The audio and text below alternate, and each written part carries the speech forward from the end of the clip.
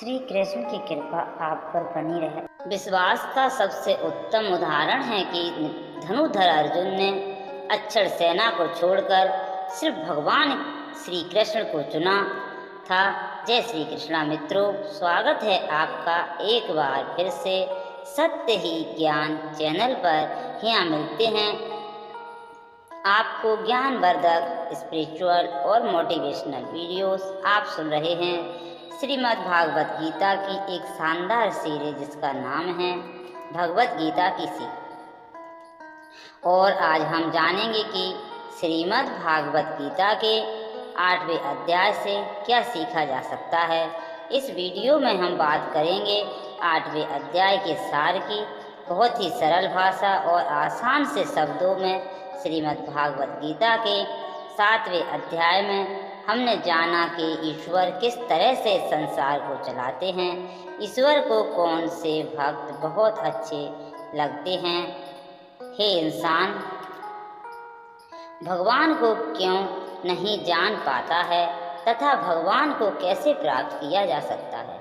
इसी क्रम में आज श्रीमद् भागवत गीता के 8वें अध्याय में हम जानेंगे कि भगवान क्या है और उनको कैसे प्राप्त किया जा सकता है।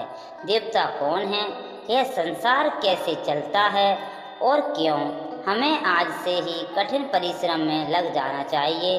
तो चलिए विस्तार से जानते हैं श्रीमद् भागवत गीता के 8वें अध्याय से मिलने वाली सीख और शिक्षाओं के बारे में।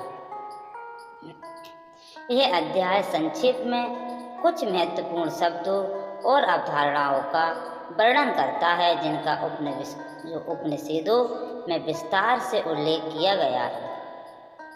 इसमें यह वर्णन भी किया गया है कि मृत्यु के पश्चात आत्मा के कर्तव्य का निर्धारण किस प्रकार से होता है।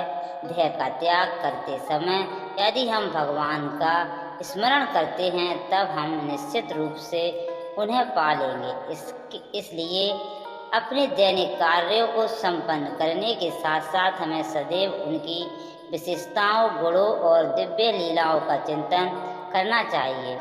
जब हम अन्य भक्ति से अपने मन को भगवान में पूर्णतः तल्लीन कर लेते हैं तब हम भौतिक आयामों से परे आध्यात्मिक क्षेत्र में प्रवेश करते हैं। तत्पश्चात इस अध्याय में भौतिक क्षेत्र में स्थित कुछ लोक की चर्चा की गई है। इसमें बताया गया है कि सृष्टि के चक्र में है लोक और इस पर निवास करने वाले असंख्य प्राणी कैसे इनमें प्रकट होते हैं और प्रलय के समय पुनः अव्यक्त हो जाते हैं। किंतु इस व्यक्त और अव्यक्त सृष्टि से परे भगवान का दिव्य लोक है। वे जो प्रकाश के मार्ग का अनुसरण करते हैं वे अत्यंत दिव्य लोक में पहुँचते हैं और फिर कभी भी इस नश्वर संसार में लौटकर नहीं आते। जबकि अंधकार के मार्ग का अनुसरण करने वाले लोग जन्म, रोग, बुढ़ापे और मृत्यु के अंत चक्रों में देहांतरण करते रहते हैं।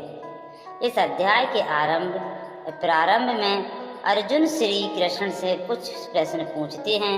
अर्जुन कहते हैं, हे कृष्ण, ब्रह्म क्या है, अध्यात्मिक क्या है और कर्म क्या है, देवता कौन है, अधिदेव किसे कहा जाता है, इस संसार के निर्णय कौन करता है।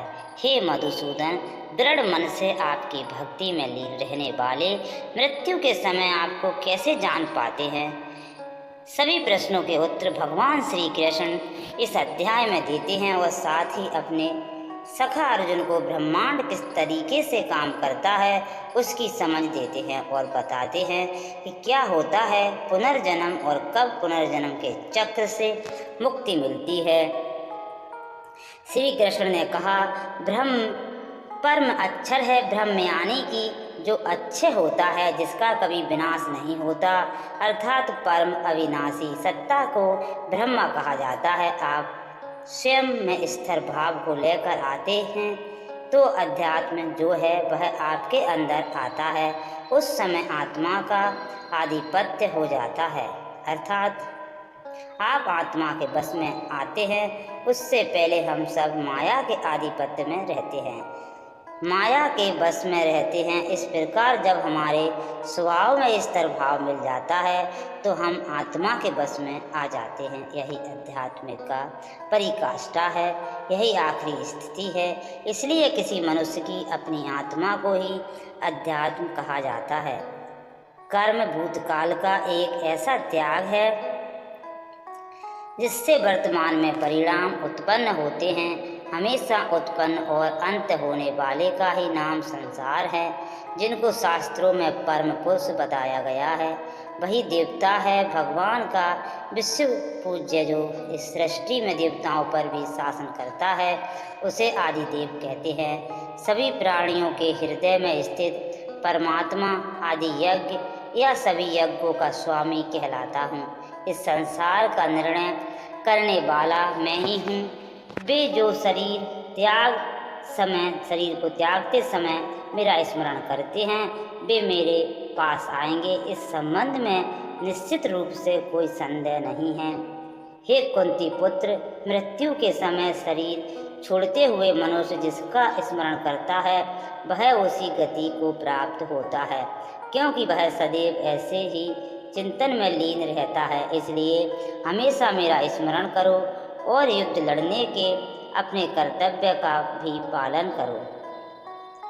अपना मन और बुद्धि मुझे समर्पित करो, तब तुम निश्चित रूप से मुझे पालोगे, इसमें कोई संदेह नहीं है। पार्थ, अभ्यास के साथ जब तुम अविचल भाव से मन को मुझ पुरुषोत्तम भगवान के स्मरण में लीन करते हो तब तुम निश्चित रूप से मुझे पालोगे। जो लोग हमेशा मुझे याद करते हैं वे बहुत आसानी से मेरे पास आ जाते हैं, और जो मेरे पास आ जाता है उसके सारे दुख और जन्म मृत्यु का चक्कर समाप्त हो जाते हैं। यहाँ एक बात अत्यंत महत्वपूर्ण है कि भगवान कहते हैं मृत्यु के समय मनुष्य जिस भाव को स्मरण करता हुआ इस शरीर को त्याग देता है वह उसको ही प्राप्त होता है। तब तो यह बहुत अच्छा है कि आप सिर्फ अंत काल में जब आपकी मृत्यु होने जा रही है तब आप भगवान को याद कर लीजिए और आपको भगवान मिल जाएंगे, क्योंकि उन्होंने कहा कि मनुष्य जिस चीज़ को याद करता है वही चीज़ उसे मिल जाती है। लेकिन ऐसा होता नहीं है, क्योंकि पूरे जीवन भर आप जिसका अभ्यास कर रहे होते हैं तो जब अंत समय आता है, जब आपको पता होता है कि मेरी मृत्यु होने जा रही है, तो अंत काल में वही विचार आपके मन में आता है जिस विचार का आप जीवन में लगातार अभ्यास कर रहे थे। इसलिए भगवान श्री कृष्ण अर्जुन को कहते हैं कि तुम निरंतर मेरा चिंतन करने का अभ्यास करो, जिससे तुम अंत का काल में मेरा ही स्मरण करोगे, मुझे याद करोगे और मुझे प्राप्त हो जाओगे। श्री कृष्ण कहते हैं कि मुझे प्राप्त करके महान आत्माएं फिर कभी इस संसार में पुनर्जन्म नहीं लेती, जो कि अनंत और दुखों से भरा है, क्योंकि वे पूर्ण सिद्धि प्राप्त कर चुकी होती हैं। हे अर्जुन, इस भौतिक सृष्टि के सभी लोकों में ब्रह्मा के उच्च लोक तक मुझे तुम्हें पुनर्जन्म प्राप्त होगा, परंतु हे कुंती पुत्र, मेरा धाम प्राप्त करने पर फिर आगे पुनर्जन्म नहीं होता है। हे अर्जुन, इस भौतिक सृष्टि के सभी लोकों में ब्रह्मा के उच्च लोक तक तुम्हें पुनर्जन्म प्राप्त होगा, परंतु हे कुंती पुत्र, मेरा धाम प्राप्त करने पर फिर आगे पुनर्जन्म नहीं होता। ब्रह्मा का एक दिन पृथ्वी के 1000 युगों का होता है और एक रात भी 1000 युगों की होती है। ब्रह्मा के दिन की सुबह में ही संपूर्ण संसार का निर्माण होता है तथा रात के आरंभ में ही संसार फिर से ब्रह्मा में समा जाता है, और हर दिन ऐसा ही चक्र चलता रहता है। लेकिन जो मेरे भक्त होते हैं वे जल्दी ही इस चक्र से मुक्त हो जाते हैं। हे अर्जुन, अब मैं तुम्हें वह 2 रास्ते बताऊंगा जिनसे होते हुए ही लोग या तो परम गति को प्राप्त होते हैं या फिर इस संसार में वापस आ जाते हैं। जब सूर्य का प्रकाश रहता है, शुक्ल पक्ष होता है और सूर्य उत्तरायण में होता है, तब शरीर छोड़ने वाले कर्मयोगी मेरे पास हमेशा के लिए आ जाते हैं। इसके विपरीत जब रात्रि होती है, कृष्ण पक्ष होता है और सूर्य दक्षिणांत में होता है, उस वक्त पर कर्मयोगी शरीर त्याग कर परलोक में बहुत समय तक तरह तरह के आनंद सुख भोग करके वापस जन्म लेते हैं। केवल एक योगी ही इस रहस्य को जानकर सब कर्मों के फलों का मोह छोड़कर परम ब्रह्मा को प्राप्त होता है। मित्रों, जब आप मेडिटेशन में जाते हैं, साधना करने लगते हैं, तो बहुत सारे थॉट्स या विचार आते हैं। ऐसी बातें दिमाग में आने लगती हैं जो आपने कभी सोची नहीं होंगी। उल्टे सीधे ख्याल आते हैं, एक के बाद एक विचार जुड़ता चला जाता है। आप यहाँ से अचानक किसी और दुनिया में चले जाते हैं। रिश्तेदारों से लेकर के, दोस्तों से लेकर के ऑफिस की बातें सब दिमाग में घूमने लगती हैं। बस तभी आपको युद्ध करना है, उन सारे विचारों को हटाना है, एकमात्र परमात्मा का विचार लेकर आना है। इसलिए श्री कृष्ण ने अर्जुन से कहा कि निरंतर चिंतन कर और युद्ध कर। आगे बढ़ते हुए भगवान श्री कृष्ण अभ्यास के तरीके को या विधि को थोड़ा और स्पष्ट करते हैं। वे कहते हैं कि सारी इंद्रियों के दरवाज़ों को रोक कर, यानी कि जो इच्छा है, कामना है, वासना है, उनसे अलग हो करके अपने ध्यान को हृदय में स्थित करके अपनी आत्मा को शुद्ध करने का प्रयास करना चाहिए। दोस्तों, इस अध्याय का आप आजकल के जीवन के लिए इस तरह से अर्थ निकाल सकते हैं कि कोई भी वह लक्ष्य जिस पर आप हमेशा के लिए अपना नाम दुनिया के सामने लिखना चाहते हैं, उसके लिए आपको बहुत कठिन परिश्रम करना पड़ेगा।